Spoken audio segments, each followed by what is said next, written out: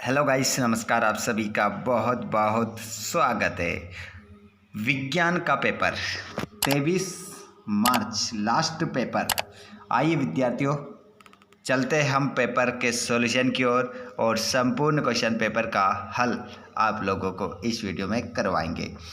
आप सभी अपना लास्ट पेपर देने वाले हैं, तो उससे पहले हमारे सभी कक्षा 9वीं वाले बच्चे जुड़ जाइए और अपने पेपर की अंतिम तैयारी को अंतिम रूप दे दीजिए। चलिए बच्चों, उससे पहले हमारे जितने भी बच्चे ऐसे हैं जो क्लास 9th में हैं और कहीं कोचिंग नहीं गए हैं और ना ही आप समय पर विद्यालय जब आए, तो आपको चिंता करने की आवश्यकता नहीं है। इस वीडियो में जो आप लोगों को क्वेश्चन आंसर बताए जाएंगे उनको अच्छे से पढ़ लीजिएगा। चलिए, क्लास 9th वाले स्टूडेंट्स जुड़ जाइए क्लास में, एक बार सभी को शेयर कर दीजिए और वीडियो को लाइक कर दीजिए। चलिए स्टार्ट करते हैं पहले प्रश्न से। जो प्रश्न आप लोगों को बताए जा रहे हैं इनको ध्यानपूर्वक देखिएगा। किसी प्रकार की कोई गलती आप लोगों को नहीं करना है, कोई आवश्यकता नहीं है कहीं जाने की। आप लोगों को पूरा क्वेश्चन पेपर ध्यानपूर्वक आप देखेंगे, ठीक है। अपने हाथ में कॉपी और पेन उठा लीजिए और नोट कर लीजिए इन प्रश्नों को 23 तारीख से पहले। चलिए स्टूडेंट्स, क्वेश्चन नंबर पहला, निम्न में से कौन सा ऊर्ध्व पातज पदार्थ नहीं है? तो यहाँ पर आपका जो आंसर हो जाएगा वो हो जाएगा नमक। नमक आपका करेक्ट आंसर होगा। उसके बाद में आवोगाद्रो स्थिरांक है, तो इसका आंसर होगा 6.022 गुणित 10⁻23। ध्यान रखिएगा इसको। अगला प्रश्न है, एटॉम शब्द का प्रयोग किसने किया? तो एटॉम शब्द का जो प्रयोग किया है, एटम है वैसे, ये एटम बॉम्ब बोलते हैं ना अपन। एटम शब्द का प्रयोग किसने किया? तो यहाँ पर एटम शब्द का प्रयोग करने वाले हैं बच्चों, उनका नाम है जॉन डाल्टन। जॉन डाल्टन आपका करेक्ट आंसर हो जाएगा। अगला क्वेश्चन है आपका, कोशिका में केंद्रक की खोज किसने की? तो कोशिका में केंद्रक की जो खोज की है उनका नाम है रॉबर्ट ब्राउन। अगला प्रश्न है, पौधों में जल एवं खनिज का संवहन होता है, तो जाइलम के द्वारा होता है। अगले प्रश्न को देखिए, विस्थापन में परिवर्तन की दर कहलाती है, तो ये क्या कहलाती है? वेग कहलाती है। अगला क्वेश्चन है, जड़त्व की माप है।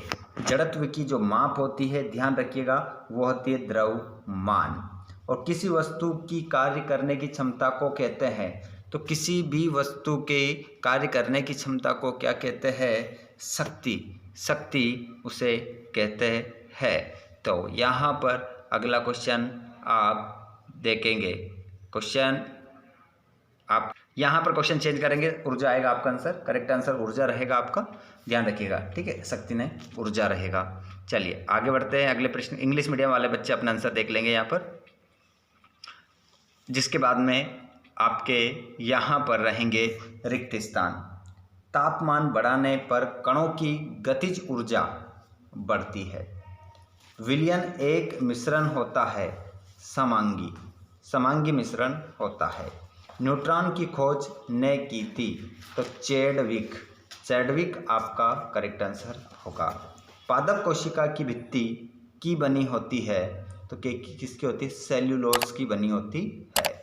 अगला क्वेश्चन, स्थायी ऊतक की कोशिकाएं विभाजित नहीं होती है, और यदि किसी पिंड का विस्थापन शून्य हो तो बल द्वारा उस पिंड पर किया गया कार्य कितना होगा? शून्य होगा।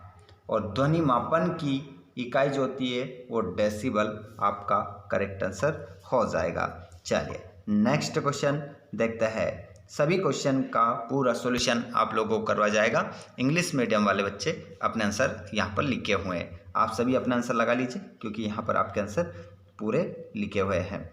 चलिए आगे हम बढ़ते हैं अगले प्रश्न की ओर। अगला प्रश्न है आपका जोड़ी के रूप में, तो जोड़ी भी आपको बता देते हैं। यहाँ पर ध्यानपूर्वक रखिएगा, पेन और कॉपी फेंक मत दीजिएगा, आपने हाथ में रखिए, नोट करते चलिएगा, नहीं तो बाद में पछताना पड़ेगा।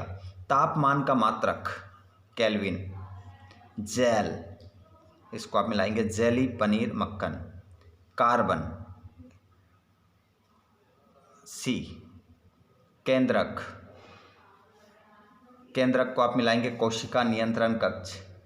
आँख की पलक, इसको मिलाओगे ऐच्छिक पेशी व अनैच्छिक पेशी। दूध में शुद्धता की जांच, तो इसको आप मिला लोगे लैक्टोमीटर। और दाब का मात्रक, इसको मिलाएंगे आप न्यूट्रॉन बटे में मीटर की घात 2। अश्व शक्ति को आप मिलाओगे 746 वाट। तो जोड़ी इस प्रकार से नंबर भी डले हैं, आप मिला लेंगे।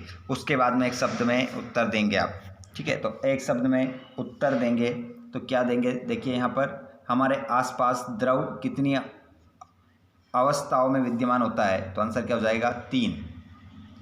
अगला प्रश्न देखिएगा, एक ही प्रकार के कणों से बनने वाले पदार्थ को क्या कहते हैं, तो शुद्ध पदार्थ कहते हैं। अगला प्रश्न, कैल्शियम हाइड्रोक्साइड का रासायनिक सूत्र लिखिए, तो इसका रासायनिक जो सूत्र हो जाएगा वो हो जाएगा Ca और OH कोष्टक बंद 2।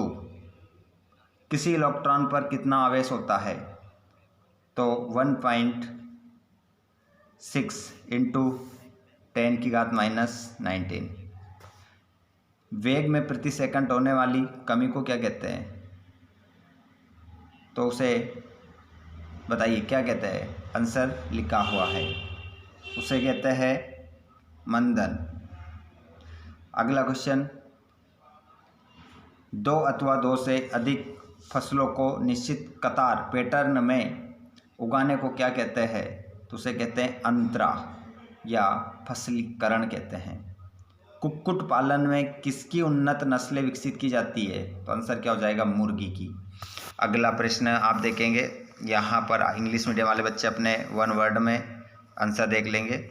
उसके बाद यहाँ पर आप लोगों के लिए सभी IMP क्वेश्चन हैं, इनको अच्छे से पढ़ लीजिएगा। ये आपकी परीक्षा की दृष्टि से महत्वपूर्ण है, बहुत ही महत्वपूर्ण है।